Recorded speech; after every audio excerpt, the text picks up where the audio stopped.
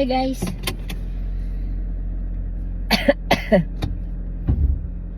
Pauwi na tayo.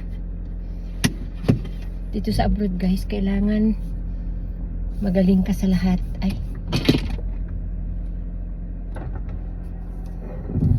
Kailangan resourceful, flexible, knowledgeable, lahat na yata.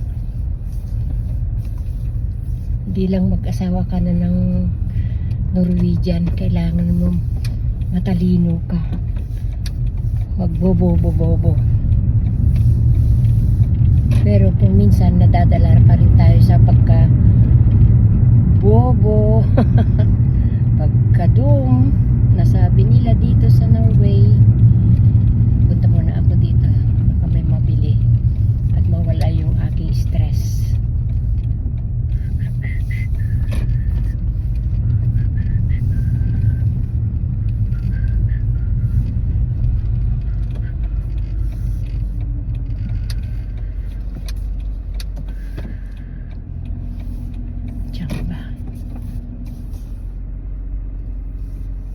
So guys, baba muna ako.